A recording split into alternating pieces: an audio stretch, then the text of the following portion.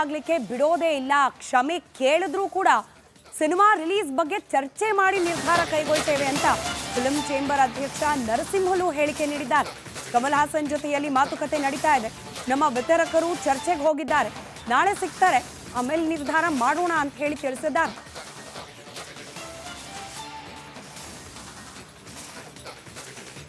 ನಟ ಕಮಲ್ ಹಾಸನ್ ವಿವಾದಾತ್ಮಕ ಹೇಳಿಕೆ ಸದ್ಯ ಕನ್ನಡಿಗರನ್ನ ಕೆರಳಿಸಿರುವಂತದ್ದು.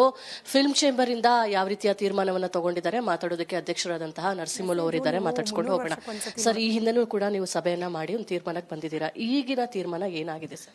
ಈಗಿನ ತೀರ್ಮಾನ ಏನಿಲ್ಲಮ್ಮ, ನಮ್ಮ ವಿತರಕರಿದಾರಲ್ಲ ಅವ್ರಿಗೆ ನಾಳೆವರೆಗೂ ಟೈಮ್ ತಗೊಂಡಿದ್ದಾರಮ್ಮ. ಪ್ರೊಡಕ್ಷನ್ ಹೌಸ್ ಅವರು ಕಮಲ್ ಹಾಸನ್ ಅವರು ಊರಲ್ಲಿಲ್ಲ, ದುಬೈಯಲ್ಲಿದ್ದಾರೆ. ಅವ್ರು ನಾಳೆ ಬರ್ತಾ ಇದ್ದಾರೆ. ನಾಳೆ 11:30 12 ಗಂಟೆಗೆ ಅವ್ರಿಗೆ ಭೇಟಿ ಆಗ್ಬಿಟ್ಟು ನಿಮಗೆ ಇತ್ಯರ್ಥ ಮಾಡ್ತೀವಿ, ಅದು ಏನಾರ ಸಮರ್ಪಣೆ ಕೇಳಿಲ್ಲ ಅಂದರೆ ನಿಮ್ದು ಅಮೌಂಟ್ ವಾಪಸ್ ಕೊಡ್ತೀವಿ ಅಂತಾನು ಹೇಳಿದಾರಂತೆ. ಹಾಗಾಗಿ ಅದರಿಂದ ನಾವು ಯಾವುದೇ ರೀತಿಯಲ್ಲಿ ಕ್ಷಮಾಪಣೆ ಇಲ್ಲದೆ ಇದ್ದರೆ ನಾವು ರಿಲೀಸ್ ಮಾಡೋ ಸಮಸ್ಯೆನೇ ಬರೋದಿಲ್ಲ. ಯಾಕಂದರೆ ನಮ್ಮ ಪೊಲಿಟಿಕಲ್ ಅವರು ಅಪೋಸ್ ಮಾಡ್ತಾವ್ರೆ, ಆಲ್ ಲೀಡರ್ಸ್ ಆ್ಯಂಡ್ ನಮ್ಮ ಇವರು ಕನ್ನಡ ಪರ ಸಂಘಟನೆಗಳಂತೂ ಕೆಂಡಾಗೋಗ್ಬಿಟ್ಟಿದ್ದಾರೆ. ಇದು ಇಂಡಸ್ಟ್ರಿ ವಿಷಯ ಅಲ್ಲ, ಭಾಷೆ ವಿಷಯ, ನಾಡಿನ ವಿಷಯ ಬಂದಾಗ ಎಲ್ಲರೂ ಒಗ್ಗಟ್ಟಾಗಿರ್ತೀವಮ್ಮ. ಯಾವುದೇ ರೀತಿಯ ಕ್ಷಮಾಪಣೆ ಕೇಳಿಲ್ಲ ಅಂದರೆ ಇದು ಮೂವಿ ರಿಲೀಸ್ ಅಂತೂ ನಾವು ಎಕ್ಸ್ಪೋರ್ಟರ್ಸು ಮಾಡ್ತಾ ಇಲ್ಲ, ವಿತರಕನೂ ಅದನ್ನು ಮಾಡ್ತಾ ಇಲ್ಲ. ಯಾವುದೇ ನಾವು ಕಾನೂನು ವಿರುದ್ಧ ಮಾಡ್ತಾ ಇಲ್ಲ. ನಮ್ಮಲ್ಲಿ ಬೇರೆ ಭಾಷೆ ಸಿನಿಮಾ ಇದೆ, ಅದನ್ನು ನಾವು ನಡ್ಸ್ಕೊಂಡು ಹೋಗ್ತೀವಿ. ಒಂದು ವಾರದಲ್ಲಿ ಏನಾಗೋಗ್ಬಿಡಲ್ಲ. ಇಂಥ ಸಮಸ್ಯೆ ಬಂದಾಗ ಎಲ್ಲರೂ ನಮ್ಮ ಜೊತೆಗೆ ಇದ್ದೇ ಇದ್ದಾರೆ. ಈಗಲೂ ನಾವು ಅದು ಒಗ್ಗಟ್ಟನ್ನು ತೋರಿಸ್ತೀವಿ. ವಿತರಕರು ಒಂದು ಅಮೌಂಟ್ ಹಾಕ್ಬಿಟ್ಟಿದ್ದಾರೆ ಅಲ್ಲಿ ಅಲ್ವಾ, ಅದನ್ನು ಅವರು ವಸೂಲಿ ಮಾಡ್ಕೋಬೇಕಲ್ಲ. ಅವ್ರದ್ದು ಒಂದು ಕೆಲವು ಇದಿರ್ತದೆ, ಟೈಮ್ ಕೇಳಿದ್ದಾರೆ, ಇಷ್ಟೇ ದಿನ ಕಾದ್ವಿ. ಈಗಲೂ ನಾವು ಕ್ಷಮಾಪಣೆ ಕೇಳಿದ ತಕ್ಷಣ ಮಾಡ್ತಾ ಇಲ್ಲ. ಎಲ್ಲರ ಜೊತೆಗೆ ಸಂಪರ್ಕ ಮಾಡಿ ಚರ್ಚೆ ಮಾಡಿನೇ ಅದನ್ನು ಮೂವಿ ಬಿಡುಗಡೆ ಮಾಡೋದು. ಅದಾಗಿರೋದ್ರಿಂದ ನಾವು ಏಕೆ ನಿರ್ಧಾರ ತಗೊಳಕ್ಕಾಗಲಿ. ಇಲ್ಲಿ ಒಬ್ಬರು ನಮ್ಮವರೇ ಒಬ್ಬರು ಅಮೌಂಟ್ ಹಾಕಿದ್ದಾರೆ, ನಾಳೆವರೆಗೂ ಅಷ್ಟೇ. ಅದು ವ್ಯವಹಾರ ನಮ್ಮ, ಅದು ಏನು ರೇಂಜು ಅದೆಲ್ಲ ಅವ್ರಿಗೆ ಗೊತ್ತಿರುತ್ತೆ. ಬಟ್ ಕನ್ನಡ ಪರ ಸಂಘಟನೆಗಳಿದ್ದು ಒಂದು ವಿಚಾರ ಏನು ಅಂತ ಹೇಳಿದ್ರೆ, ಫಿಲ್ಮ್ ಚೇಂಬರ್ ಅವರು ರೈಟ್ ಆದಂತ ಸ್ಟ್ಯಾಂಡ್ ಅನ್ನ ತಗೊಂತಾ ಇಲ್ಲ, ಹಿಂದೆ ಮುಂದೆ ನೋಡ್ತಾ ಇದ್ದಾರೆ. ನಾವು ಅವ್ರ ಜೊತೆಗೆ ಯಾವತ್ತೂ ಅವ್ರ ಜೊತೆಗೆ ಇದ್ದೇ ಇದ್ವಿ, ಈಗಲೂ ಇರ್ತೀವಿ. ಸ್ಟ್ರೈಟ್ ಆಗಿ ನಾವು ನಿರ್ಧಾರ ತಗೊಂಡಿದ್ವಲ್ಲ, ಯಾವುದೇ ರೀತಿಯಲ್ಲಿ ನಾವು ಎಕ್ಸ್ಪೋರ್ಟರ್ಸ್ ಆಗ್ಬೋದು, ವಿತರಕ ಆಗ್ಬೋದು, ಮಾಡೋದಿಲ್ಲ ಅಂತ ಮೊದಲ ದಿನದಿಂದನೇ ಹೇಳ್ಕೊಂಡು ಬರ್ತಾ ಇದ್ವಿ. ಇನ್ನೇನು ನಿರ್ಧಾರ ನಾವು ಸ್ಟ್ರೈಟ್ ಆಗಿ ತಗೊಳ್ಳೋ ಕೆಲವು ಕಾನೂನುಗಳಿರ್ತವೆ. ಕಾನೂನು ಬಾಹಿರವಾಗಿ ಏನು ಮಾಡೋಕ್ಕಾಗಲ್ಲ, ಕಾನೂನು ಜೊತೆಯಲ್ಲೇ ಮಾಡಬೇಕಾಗತ್ತೆ. ಹಂಗಾಗಿ ನಾವು ಅದನ್ನು ನಿರ್ಧಾರ ತಗೊಳ್ತಾ ಇದ್ವಿ, ಇಲ್ಲಂತಲ್ಲ. ಯಾವತ್ತೂ ನಾವೇನು ನಮ್ಮ ಕನ್ನಡ ಪರ ಸಂಘಟನೆಗಳಾಗಲಿ ಸರ್ಕಾರ ವಿರುದ್ಧ ಯಾವತ್ತೂ ಹೋಗಿಲ್ಲ, ಇವತ್ತು ಹೋಗೋದಿಲ್ಲ, ನಾಳೆನೂ ಹೋಗೋದಿಲ್ಲ. Thank you. ಇವಿಷ್ಟು ನರಸಿಂಹಲ್ ಅವರ ಮಾತು. ಅಂದ್ರೆ ಪ್ರಮುಖವಾಗಿ ಕನ್ನಡ ಪರ ಸಂಘಟನೆಗಳು ಸರ್ಕಾರ ಯಾವ ರೀತಿಯಾಗಿ ನಡೆಯುತ್ತೋ ಅವರ ಜೊತೆಯಾಗಿ ನಾವು ಕೂಡ ಇರ್ತೀವಿ ಅನ್ನೋ ವಿಚಾರವನ್ನ ಹೇಳಿದ್ದಾರೆ. ರಿಲೀಸ್ ಆಗ್ಲಿಕ್ಕೆ ಬಿಡೋದೇ ಇಲ್ಲ. ಕ್ಷಮೆ ಕೇಳಿದ್ರೂ ಕೂಡ ಸಿನಿಮಾ ರಿಲೀಸ್ ಬಗ್ಗೆ ಚರ್ಚೆ ಮಾಡಿ ನಿರ್ಧಾರ ಕೈಗೊಳ್ತೇವೆ ಅಂತ ಫಿಲ್ಮ್ ಚೇಂಬರ್ ಅಧ್ಯಕ್ಷ ನರಸಿಂಹಲು ಹೇಳಿಕೆ ನೀಡಿದ್ದಾರೆ. ಕಮಲ್ ಹಾಸನ್ ಜೊತೆಯಲ್ಲಿ ಮಾತುಕತೆ ನಡೀತಾ ಇದೆ. ನಮ್ಮ ವಿತರಕರು ಚರ್ಚೆಗೆ ಹೋಗಿದ್ದಾರೆ, ನಾಳೆ ಸಿಗ್ತಾರೆ, ಆಮೇಲೆ ನಿರ್ಧಾರ ಮಾಡೋಣ ಅಂತ ಹೇಳಿ ತಿಳಿಸಿದ್ದಾರೆ.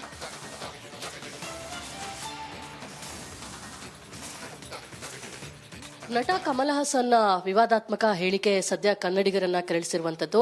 ಫಿಲ್ಮ್ ಚೇಂಬರ್ ಇಂದ ಯಾವ ರೀತಿಯ ತೀರ್ಮಾನವನ್ನ ತಗೊಂಡಿದ್ದಾರೆ ಮಾತಾಡೋದಕ್ಕೆ ಅಧ್ಯಕ್ಷರಾದಂತಹ ನರಸಿಂಹಲು ಅವರಿದ್ದಾರೆ, ಮಾತಾಡ್ಸ್ಕೊಂಡು ಹೋಗೋಣ. ಸರ್, ಈ ಹಿಂದೆನೂ ಕೂಡ ನೀವು ಸಭೆಯನ್ನ ಮಾಡಿ ಒಂದು ತೀರ್ಮಾನಕ್ಕೆ ಬಂದಿದ್ದೀರಾ. ಈಗಿನ ತೀರ್ಮಾನ ಏನಾಗಿದೆ ಸರ್? ಈಗಿನ ತೀರ್ಮಾನ ಏನಿಲ್ಲಮ್ಮ, ನಮ್ಮ ವಿತರಕರಿದಾರಲ್ಲ ಅವ್ರಿಗೆ ನಾಳೆವರೆಗೂ ಟೈಮ್ ತಗೊಂಡಿದ್ದಾರಮ್ಮ. ಪ್ರೊಡಕ್ಷನ್ ಹೌಸ್ ಅವರು ಕಮಲ್ ಹಾಸನ್ ಅವರು ಊರಲ್ಲಿಲ್ಲ, ದುಬೈಯಲ್ಲಿದ್ದಾರೆ.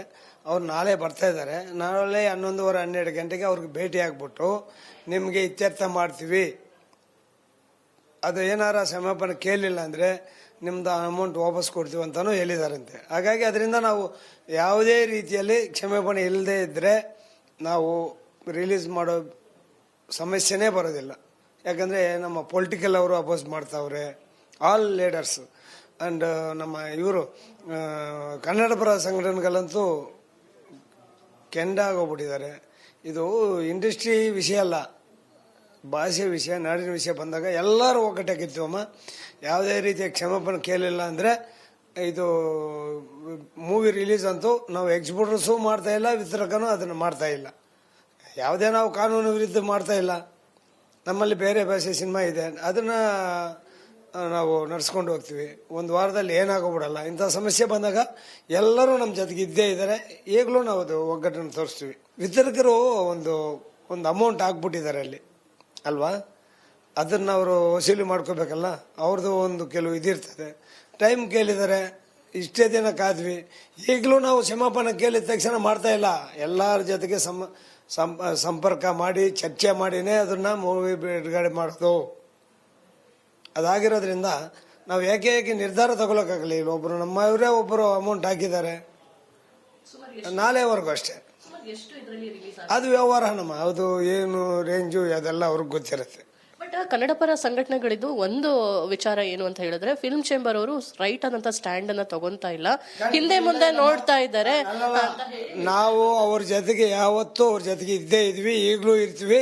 ಸ್ಟ್ರೈಟ್ ಆಗಿ ನಾವು ನಿರ್ಧಾರ ತಗೊಂಡಿದ್ವಲ್ಲ, ಯಾವುದೇ ರೀತಿಯಲ್ಲಿ ನಾವು ಎಕ್ಸಿಬ್ಯೂಟರ್ಸ್ ಆಗ್ಬೋದು, ವಿತರಕ ಆಗ್ಬೋದು, ಮಾಡೋದಿಲ್ಲ ಅಂತ ಮೊದಲ ದಿನದಿಂದನೇ ಹೇಳ್ಕೊಂಡು ಬರ್ತಾ ಇದ್ವಿ. ಇನ್ನೇನು ನಿರ್ಧಾರ ನಾವು ಸ್ಟ್ರೈಟ್ ಆಗಿ ತಗೊಳ್ಳೋ ಕೆಲವು ಕಾನೂನುಗಳಿರ್ತವೆ.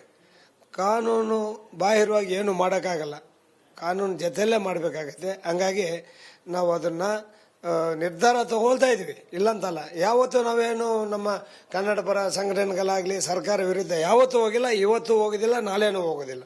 Thank you.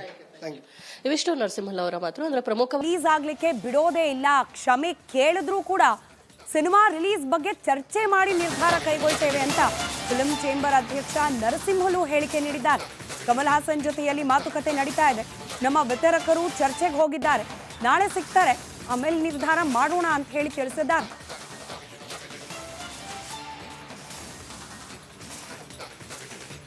ನಟ ಕಮಲ್ ಹಾಸನ್ ವಿವಾದಾತ್ಮಕ ಹೇಳಿಕೆ ಸದ್ಯ ಕನ್ನಡಿಗರನ್ನ ಕೆರಳಿಸಿರುವಂತದ್ದು. ಫಿಲ್ಮ್ ಚೇಂಬರ್ ಇಂದ ಯಾವ ರೀತಿಯ ತೀರ್ಮಾನವನ್ನ ತಗೊಂಡಿದ್ದಾರೆ ಮಾತಾಡೋದಕ್ಕೆ ಅಧ್ಯಕ್ಷರಾದಂತಹ ನರಸಿಂಹಲ್ ಅವರಿದ್ದಾರೆ, ಮಾತಾಡ್ಸ್ಕೊಂಡು ಹೋಗೋಣ. ಸರ್, ಈ ಹಿಂದೆನೂ ಕೂಡ ನೀವು ಸಭೆಯನ್ನ ಮಾಡಿ ಒಂದು ತೀರ್ಮಾನಕ್ಕೆ ಬಂದಿದ್ದೀರಾ. ಈಗಿನ ತೀರ್ಮಾನ ಏನಾಗಿದೆ ಸರ್? ಈಗಿನ ತೀರ್ಮಾನ ಏನಿಲ್ಲಮ್ಮ, ನಮ್ಮ ವಿತರಕರಿದ್ದಾರಲ್ಲ ಅವ್ರಿಗೆ ನಾಳೆವರೆಗೂ ಟೈಮ್ ತಗೊಂಡಿದ್ದಾರಮ್ಮ. ಪ್ರೊಡಕ್ಷನ್ ಹೌಸ್ ಅವರು ಕಮಲ್ ಹಾಸನ್ ಅವರು ಊರಲ್ಲಿಲ್ಲ, ದುಬೈಯಲ್ಲಿದ್ದಾರೆ. ಅವ್ರು ನಾಳೆ ಬರ್ತಾ ಇದ್ದಾರೆ. ನಾಳೆ 11:30 12 ಗಂಟೆಗೆ ಅವ್ರಿಗೆ ಭೇಟಿ ಆಗ್ಬಿಟ್ಟು ನಿಮಗೆ ಇತ್ಯರ್ಥ ಮಾಡ್ತೀವಿ, ಅದು ಏನಾರ ಕ್ಷಮಾಪಣೆ ಕೇಳಲಿಲ್ಲ ಅಂದರೆ ನಿಮ್ದು ಅಮೌಂಟ್ ವಾಪಸ್ ಕೊಡ್ತೀವಿ ಅಂತಲೂ ಹೇಳಿದಾರಂತೆ. ಹಾಗಾಗಿ ಅದರಿಂದ ನಾವು ಯಾವುದೇ ರೀತಿಯಲ್ಲಿ ಕ್ಷಮಾಪಣೆ ಇಲ್ಲದೆ ಇದ್ದರೆ ನಾವು ರಿಲೀಸ್ ಮಾಡೋ ಸಮಸ್ಯೆನೇ ಬರೋದಿಲ್ಲ.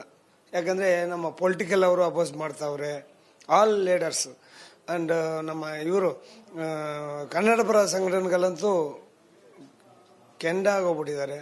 ಇದು ಇಂಡಸ್ಟ್ರಿ ವಿಷಯ ಅಲ್ಲ, ಭಾಷೆ ವಿಷಯ, ನಾಡಿನ ವಿಷಯ ಬಂದಾಗ ಎಲ್ಲರೂ ಒಗ್ಗಟ್ಟಾಗಿರ್ತೀವಮ್ಮ. ಯಾವುದೇ ರೀತಿಯ ಕ್ಷಮಾಪಣೆ ಕೇಳಿಲ್ಲ ಅಂದರೆ ಇದು ಮೂವಿ ರಿಲೀಸ್ ಅಂತೂ ನಾವು ಎಕ್ಸಿಬ್ಯೂಟರ್ಸು ಮಾಡ್ತಾ ಇಲ್ಲ, ವಿತರಕನೂ ಅದನ್ನು ಮಾಡ್ತಾ ಇಲ್ಲ. ಯಾವುದೇ ನಾವು ಕಾನೂನು ವಿರುದ್ಧ ಮಾಡ್ತಾ ಇಲ್ಲ. ನಮ್ಮಲ್ಲಿ ಬೇರೆ ಭಾಷೆ ಸಿನಿಮಾ ಇದೆ, ಅದನ್ನು ನಾವು ನಡ್ಸ್ಕೊಂಡು ಹೋಗ್ತೀವಿ. ಒಂದು ವಾರದಲ್ಲಿ ಏನಾಗೋಗ್ಬಿಡಲ್ಲ. ಇಂಥ ಸಮಸ್ಯೆ ಬಂದಾಗ ಎಲ್ಲರೂ ನಮ್ಮ ಜೊತೆಗೆ ಇದ್ದೇ ಇದ್ದಾರೆ. ಈಗಲೂ ನಾವು ಅದು ಒಗ್ಗಟ್ಟನ್ನು ತೋರಿಸ್ತೀವಿ. ವಿತರಕರು ಒಂದು ಅಮೌಂಟ್ ಹಾಕ್ಬಿಟ್ಟಿದ್ದಾರೆ ಅಲ್ಲಿ ಅಲ್ವಾ, ಅದನ್ನು ಅವರು ವಸೂಲಿ ಮಾಡ್ಕೋಬೇಕಲ್ಲ. ಅವ್ರದ್ದು ಒಂದು ಕೆಲವು ಇದಿರ್ತದೆ. ಟೈಮ್ ಕೇಳಿದ್ದಾರೆ, ಇಷ್ಟೇ ದಿನ ಕಾದ್ವಿ. ಈಗಲೂ ನಾವು ಕ್ಷಮಾಪಣೆ ಕೇಳಿದ ತಕ್ಷಣ ಮಾಡ್ತಾ ಇಲ್ಲ. ಎಲ್ಲರ ಜೊತೆಗೆ ಸಂಪರ್ಕ ಮಾಡಿ ಚರ್ಚೆ ಮಾಡಿನೇ ಅದನ್ನ ಮೂವಿ ಬಿಡುಗಡೆ ಮಾಡೋದು. ಅದಾಗಿರೋದ್ರಿಂದ ನಾವು ಏಕೆ ನಿರ್ಧಾರ ತಗೊಳಕ್ಕಾಗಲಿ. ಇಲ್ಲಿ ಒಬ್ಬರು ಅಮೌಂಟ್ ಹಾಕಿದ್ದಾರೆ, ನಾಳೆವರೆಗೂ ಅಷ್ಟೇ. ಅದು ವ್ಯವಹಾರ ನಮ್ಮ, ಅದು ಏನು ರೇಂಜು ಅದೆಲ್ಲ ಅವ್ರಿಗೆ ಗೊತ್ತಿರುತ್ತೆ. ಬಟ್ ಕನ್ನಡ ಪರ ಸಂಘಟನೆಗಳಿದ್ದು ಒಂದು ವಿಚಾರ ಏನು ಅಂತ ಹೇಳಿದ್ರೆ, ಫಿಲ್ಮ್ ಚೇಂಬರ್ ಅವರು ರೈಟ್ ಆದಂತ ಸ್ಟ್ಯಾಂಡ್ ಅನ್ನ ತಗೊಂತಾ ಇಲ್ಲ, ಹಿಂದೆ ಮುಂದೆ ನೋಡ್ತಾ ಇದ್ದಾರೆ. ನಾವು ಅವ್ರ ಜೊತೆಗೆ ಯಾವತ್ತೂ ಅವ್ರ ಜೊತೆಗೆ ಇದ್ದೇ ಇದ್ವಿ, ಈಗಲೂ ಇರ್ತೀವಿ. ಸ್ಟ್ರೈಟ್ ಆಗಿ ನಾವು ನಿರ್ಧಾರ ತಗೊಂಡಿದ್ವಲ್ಲ, ಯಾವುದೇ ರೀತಿಯಲ್ಲಿ ನಾವು ಎಕ್ಸಿಬ್ಯೂಟರ್ಸ್ ಆಗ್ಬೋದು, ವಿತರಕ ಆಗ್ಬೋದು, ಮಾಡೋದಿಲ್ಲ ಅಂತ ಮೊದಲ ದಿನದಿಂದನೇ ಹೇಳ್ಕೊಂಡು ಬರ್ತಾ ಇದ್ವಿ. ಇನ್ನೇನು ನಿರ್ಧಾರ ನಾವು ಸ್ಟ್ರೈಟ್ ಆಗಿ ತಗೊಳ್ಳೋ ಕೆಲವು ಕಾನೂನುಗಳಿರ್ತವೆ. ಕಾನೂನು ಬಾಹಿರವಾಗಿ ಏನು ಮಾಡೋಕ್ಕಾಗಲ್ಲ, ಕಾನೂನು ಜೊತೆಯಲ್ಲೇ ಮಾಡಬೇಕಾಗತ್ತೆ. ಹಂಗಾಗಿ